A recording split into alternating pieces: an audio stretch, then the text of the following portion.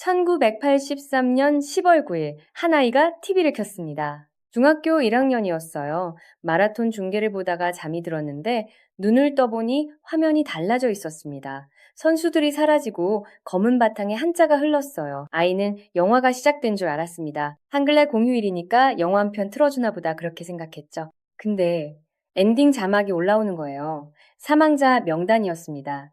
줄줄이 이름이 흘렀어요. 아이는 천천히 읽어 내려갔습니다. 그러다 멈췄어요. 아버지 이름이 있었습니다. 전화가 쉬지 않고 울렸습니다. 아이는 어머니가 알면 안 된다고 생각했어요. 수화기를 들고 전화기 선을 뽑아버렸습니다. 15살 아이가 할 수 있는 가장 작은 방패막이었어요. 어머니는 그래도 알아챘습니다.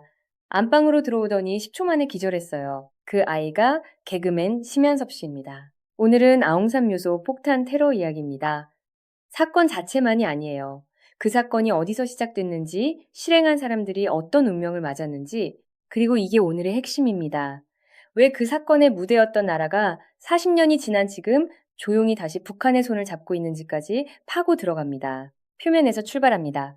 동기를 파고 들어갑니다. 그리고 그 끝에서 생각보다 훨씬 불편한 그림을 보게 될 겁니다. 1983년 10월 9일, 버마, 지금의 미얀마 양곤입니다. 한글날이었고 전국체전 마지막 날이기도 했어요. 전두환 대통령이 국빈 방문 일정으로 버마를 찾았습니다. 일정 중 하나가 아웅산 장군 묘소 참배였어요. 아웅산 장군이 누굽니까? 버마 독립의 아버지예요. 우리로 치면 김구 선생과 이순신 장군을 합쳐놓은 인물입니다.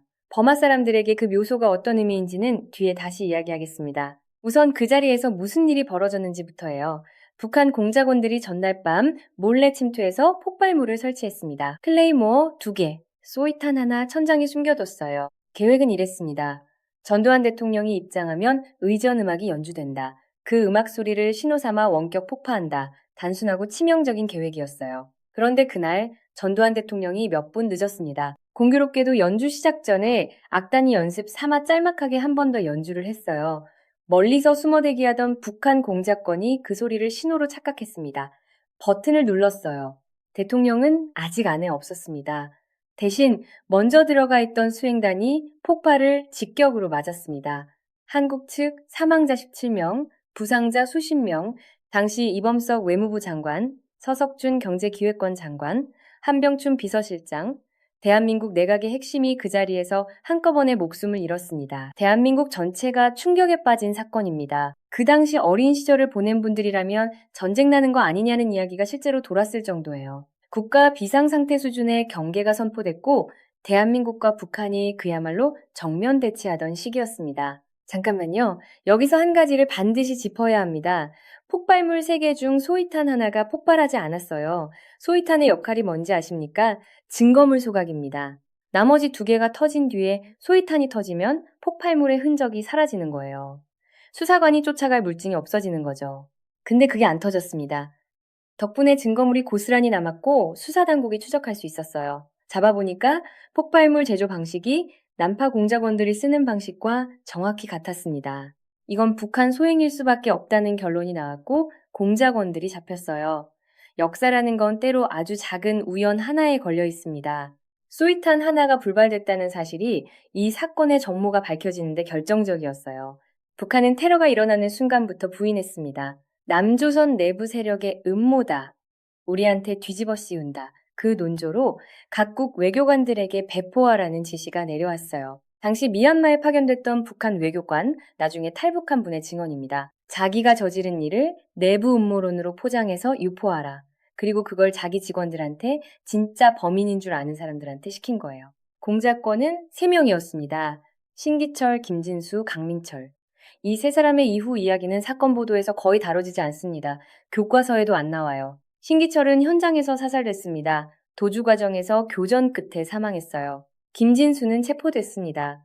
수사에 협조하지 않았고 이후 사법 절차를 거쳐 사형이 집행됐어요. 강민철 이 사람의 이야기는 따로 들여다봐야 합니다. 체포 과정에서 강민철은 수류탄을 사용했는데 제대로 작동하지 않아서 자기가 한쪽 눈과 한쪽 팔에 심각한 부상을 입었습니다.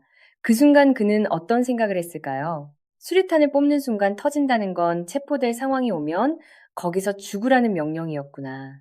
잡히는 건 애초에 허용되지 않은 거다. 평양이 이미 자신을 소모품으로 설계했다는 사실을 그 순간 처음으로 실감한 겁니다. 그게 심경의 변화였습니다. 강민철은 수사에 협조하기 시작했어요. 이후 25년을 복역했습니다. 2008년 중병으로 옥중에서 사망했어요. 비극적인 건 따로 있습니다. 북한은 끝까지 이 세 사람을 자국민으로 인정하지 않았어요. 만약 자기 국민이라고 인정하면 테러를 시인하는 꼴이 되니까 철저히 부인했습니다. 강민철이 수사에 협조하면서 한국으로 오고 싶어 했다는 기록이 있어요. 북한에 있는 가족이 보고 싶었겠죠? 그런데 북한이 그를 인정하지 않은 이 교환도 없고 귀환도 없었습니다. 끝내 그 소원을 이루지 못했어요. 탈북 외교관 출신 분이 이런 말을 했어요. 강민철을 나는 알아요. 보름 넘게 같은 차를 탔거든요. 그리고 덧붙였습니다. 저 사람은 최재의 희생자이기도 합니다.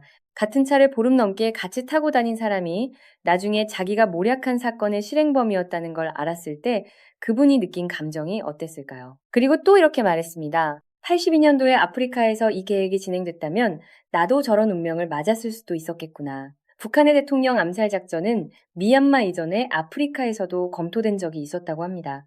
이용 가치가 있을 때는 무기로 쓰고 일이 틀어지면 존재 자체를 지웁니다. 조선시대 자객의 운명과 다를 게 없어요. 성공하면 공로를 가져가고 실패하면 모른다고 하는 구조. 강민철은 그 구조 안에서 처음부터 소모품이었던 겁니다. 그런데 여기서 질문이 생깁니다. 왜 범하였을까요? 왜 하필 미얀마 양곤에서 이 작전을 벌였을까요? 1977년 버마의 내윈 의장이 평양을 방문해 김일성을 만났습니다. 이때부터 두 나라 관계가 급격히 가까워졌어요. 군사협력, 경제교류 범하는 1980년대 초반 동남아시아에서 북한의 가장 중요한 외교 거점이었습니다. 북한 대사관에 상주하는 인원이 한국 대사관의 2배, 3배였어요. 정서적으로 북한에 가장 가까운 나라가 미얀마 외에는 없었다는 평가가 있을 정도였어요. 버마가 걸어온 길과 북한이 걸어온 길이 거의 비슷했다는 이야기도 있습니다. 외부 압력에 맞서 독립 노선을 걸어온 나라들끼리의 연대감 같은 거였어요. 거기다 북한 입장에서 결정적인 계산이 있었어요. 작전이 들통나더라도 친북 국가인 버마가 어느 정도 커버해 줄 수 있을 거라고 기대했던 겁니다. 그래서 아프리카 대신 미얀마를 골랐다는 이야기가 있어요. 계획을 실행하다 잡혀도 버마 당국이 감싸줄 거라는 계산이었는데 그 계산이 완전히 빗나간 거예요. 최선의 우방이라고 믿었던 나라가 정작 그 일이 벌어지자 가장 강경하게 등을 돌렸습니다. 독재 정권끼리의 우정이라는 게 얼마나 얕은지를 북한이 직접 경험한 거예요. 이건 다른 나라 같으면 선전포고입니다. 전쟁이에요. 링컨 기념관을 날려버린 거예요. 미국 입장에서는. 우리로 치면 광화문 광장 한복판에 폭탄을 묻어놓은 거고 독립기념관과 현충원과 효창공원을 동시에 터뜨린 거예요. 아웅산 묘소가 버마에서 어떤 공간인지를 생각하면 이건 단순한 테러가 아닙니다. 버마의 정체성 자체를 겨냥한 거예요. 자국의 독립영웅묘소에서 국빈 테러를 당했다는 건 나라의 통제 능력 자체가 조롱당한 거예요. 국제 체면이 완전히 굴린 거죠. 그러니 버마 입장에서는 이걸 감쌀 수 없었던 겁니다. 버마 정부는 분노했습니다. 분노를 넘어서 원수가 됐어요. 자국 영토에서 자국이 초대한 외국 국가 수반에 대한 테러가 벌어졌다는 건 버마 정부의 통제 능력과 주권 자체가 무너진 거예요. 국제적으로 망신을 당한 거고 외교적으로 공모 의혹까지 받을 수 있는 상황이었습니다. 친북 국가라는 인식이 강했으니까요. 그러니 버마 입장에서는 오히려 더 강경하게 나올 수밖에 없었어요. 북한 대사관을 전원 추방했고 국교를 완전히 단절했습니다. 미국은 이 사건을 계기로 북한을 테러 지원국으로 지정했어요. 15년에 걸쳐 쌓아온 버마, 북한 관계가 하루아침에 무너졌습니다. 이제 심상우 의원 이야기를 해야 합니다. 아웅산 묘소 희생자 17명 중에 심상우 의원이 있었습니다.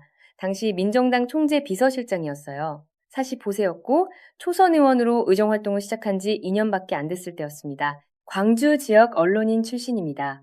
전남매일신문 편집국장과 사장을 지냈고 전남방직 대표이사까지 맡았던 인물이었어요. 젊고 유능한 지역 통합형 인재 당시 정치권에서 그렇게 평가받았습니다. 전도 유망한 인물이었어요. 그리고 그 분이 한 아이의 아버지였습니다. 아들의 기억이 있어요. 출발이 3일 전에 갑자기 통보를 받았다고 합니다. 오라니까 가야지 밥 먹다가 어머니의 질문에 그렇게 대답했대요. 가기 싫어했다는 기억이 지금도 생생하다고 했습니다. 왜 갔는지 모르겠다는 말도 했어요. 당시 경호라인에서도 반대 의견이 있었다는 기록이 있습니다. 동남아, 특히 미얀마가 당시 위험한 지역이었고 북한 테러 가능성도 배제할 수 없다는 의견이 있었는데 결국 강행됐어요. 출발 당일 비가 많이 왔습니다. 아들은 습관적으로 아버지 구두를 닦았습니다. 용돈을 받으려고요. 비 오는 날 구두를 왜 닦냐고 아버지가 핀잔을 줬지만 그래도 1영원을 줬습니다. 그 1영원이 마지막 용돈이 됐어요. 어머니가 돌아가실 때 짐을 정리하면서 그 돈을 발견했는데 중학교 2학년, 3학년, 고등학교 1학년 내내 쓰지 않았다고 합니다. 뭔가 사 먹고 싶을 때도 쓰고 싶지 않더라고 했어요. 마지막이라는 걸 그 순간엔 몰랐지만 어떤 감각이 있었던 것 같습니다. 지금은 비가 오면 슬프게 느껴진다고 했습니다. 그날 비가 구슬프게 왔다는 기억이 있다고요? 이 사건으로 대한민국은 17명의 핵심 인재를 한꺼번에 잃었습니다. 그 숫자 하나하나가 누군가의 아버지였고, 누군가의 남편이었고, 누군가에겐 돌아올 줄 알았던 사람이었어요. 이제 40년 뒤 이야기입니다. 그리고 여기서부터가 진짜 문제예요. 2005년 11월, 미얀마에서 이상한 일이 일어납니다. 120년간 미얀마의 수도였던 양군 행정 인프라도 있고, 무역항도 있고, 경제의 중심이었던 곳을 버리고 갑자기 수도로 옮긴다고 발표합니다. 새 수도 이름은 네피도. 정글 한가운데 새로 만든 도시예요. 국민들한테 사전 예고도 없었고 이유 설명도 없었습니다. 그냥 발표했어요. 지금도 공식 이유가 없습니다. 그런데 이 단교 이야기가 여기서 끝날 것 같죠. 범안은 북한과 국교를 끊었다. 정의가 최소한 외교적으로는 실현됐다. 이렇게 마무리되는 이야기처럼 보입니다. 진짜 이야기는 지금부터입니다. 네피도를 지도에서 찾아보시면 뭔가 이상하다는 걸 바로 느낍니다. 면적이 0제곱킬로미터예요. 서울의 11배입니다. 근데 인구는 110만 명 수준이에요. 서울의 10분의 1 수준이죠. 왕복 24차선대로가 있는데 차가 한 대도 없어요. 강남 한복판 16차선도 꽉꽉 막히는데 24차선에 차가 없습니다. 식당까지 차로 30분이고 공항은 있는데 비행기가 안 다닙니다. 세계에서 가장 텅 빈 수도라는 별명이 있어요. 외국인 방문객들이 한결같이 기괴하다, 무섭다, 섬뜩하다고 합니다. 왜 이런 도시를 만들었을까요? 설이 여러 가지 있어요. 첫 번째, 민주화 시위를 통제하기 위해서입니다. 양고는 골목이 많고 인구 밀도가 높아서 대규모 군사작전으로 진압하기 어려워요. 네피도는 평지 구역이 뚝뚝 떨어져 있으니 시위대가 모이기 어렵고 군대가 포위하기 쉽습니다. 서울대를 해화동에서 관악산 뒤로 옮긴 것처럼 사람들이 모이지 못하게 공간 자체를 설계한 거예요. 두 번째, 해상 침공을 피하기 위해서예요. 양고는 바다를 끼고 있어서 외부 세력의 해상 진입이 쉽습니다. 네피도는 정글 한가운데 있어서 접근 자체가 어려워요. 24차선대로가 유사시 활주로 역할을 한다는 이야기도 있습니다. 그리고 세 번째 설. 이게 가장 황당하면서도 가장 실제 이유에 가깝다는 분석이 있습니다. 당시 군부 지도자 탄슈에가 점쟁이한테 조언을 받았다는 거예요. 미국이 공격해올 테니 수도를 옮겨야 한다. 2005년 11월 특정 날짜, 특정 시간에 이전하면 권력이 영원하다. 그 날짜와 시간까지 받아서 이전했다는 겁니다. 네피도가 버마어로 왕의 도시라는 뜻이에요. 점쟁이한테 수도 이전 날짜를 받는 나라가 독재 군부가 운영하는 미얀마입니다. 이게 왜 중요하냐면 여기에 북한이 등장하기 때문이에요. 아니 여러분, 1983년에 단교한 나라한테 20년 뒤에 수도 설계를 도와달라고 손을 내밉니까? 이게 상식적으로 말이 됩니까? 됩니다. 독재 정권 사이에서는 됩니다. 2005년 네피도 건설이 본격화되던 시기와 북한 땅굴 기술자들이 미얀마에 대거 관측되기 시작한 시기가 정확히 겹칩니다. 미얀마 반정부 매체인 버마민주주의 의소리가 2006년 6월 북한 기술자들이 미얀마 굴착 현장에 동원되고 있다는 사진을 공개했어요. 개인 식별이 가능한 수준의 사진이었습니다. 스웨덴 언론인 베르틸 린트너는 해외 정보기관 자료를 인용해서 북한 땅굴 기술자들이 미얀마로 향하고 있다는 감청 내용을 보도했고요. 북한이 땅굴에 집착하는 데는 이유가 있습니다. 6.25 전쟁 당시 낙동강까지 밀고 내려갔다가 미군의 공중보급로 차단에 당해서 결국 후퇴할 수밖에 없었어요. 김일성이 그 경험 이후 결론을 내렸다고 합니다. 전쟁이 나도 미국 공군이 못 건드리게 무조건 땅굴을 파자. 황주 비행 4단기지 하나에만 비행기 87대가 지하에 경납돼 있을 정도예요. 조종사 식당이 지하 150m 있고 엘리베이터로 내려갑니다. 미군이 폭격하면 지하에서 식사하고 쉬다가 폭격이 끝나면 올라가서 출격한다는 개념이에요.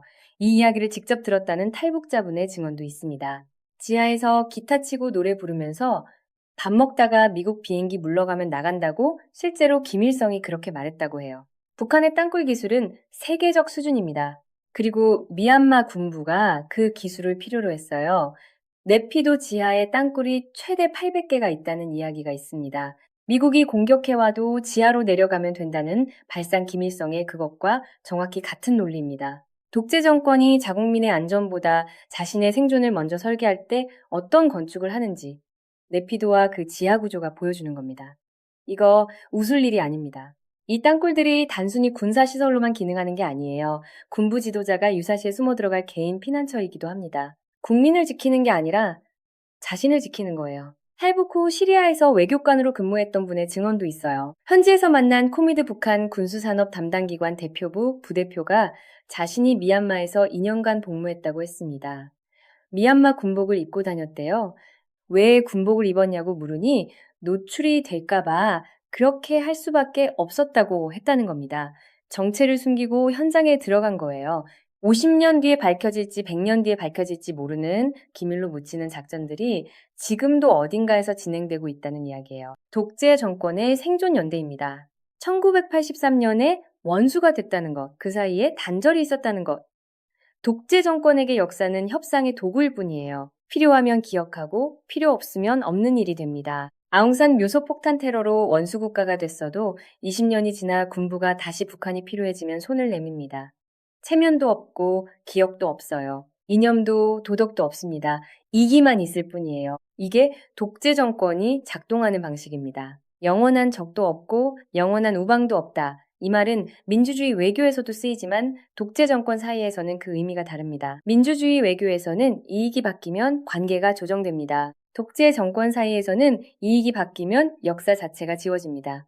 아웅산 묘소에서 수십 명을 죽인 나라하고 20년 뒤에 지하 도시를 함께 짓는 것, 독재 정권에게 그건 앞뒤가 맞지 않는 게 아니에요. 그냥 다른 거래입니다. 전에 한 거래와 지금 한 거래가 동시에 존재하는 거예요. 도덕이 없으면 모순도 없습니다. 아웅산 수치 여사가 노벨 평화상을 수상했을 때 직접 가지 못하고 아들이 대신 수락연설을 했습니다. 어머니의 메시지를 전달했어요. 과거에서 얻은 교훈을 잊지 말고 미래의 희망을 축하하는 자리이길 바란다. 그 이야기로부터 이미 20년이 더 흘렀습니다. 정의는 선언으로 완성되지 않습니다. 역사가 심판한다. 정의는 반드시 온다. 이 말이 틀린 건 아닐 수 있어요. 그러나 그 정의가 오는데 걸리는 시간이 너무 길어지면 그 사이에 살다 간 사람들한테는 정의가 아닌 거예요. 강민철이 옥중에서 죽은 것도, 심연섭 씨 아버지가 45세 이영만리에서 세상을 떠난 것도, 어머니가 기절하던 그 10초도 역사의 심판이 오기 전에 이미 다 끝난 일들이에요. 기억하는 사람이 없어지면 기록도 사라지고 구조도 반복됩니다. 1983년 한 아이가 전화기 선을 뽑았습니다. 어머니가 들을까봐. 그 아이는 자랐고 아버지의 마지막 일, 영원을 어머니가 돌아가실 때까지 쓰지 않았습니다. 그리고 그 아이가 어른이 됐을 때 아버지가 암살 기도를 당했던 나라는 그 암살을 지시한 나라와 다시 지하에서 손을 맞잡고 있었습니다. 역사는 스스로 정의를 집행하지 않습니다. 기억하는 사람들이 있을 때만 역사는 방향을 바꿀 수 있습니다.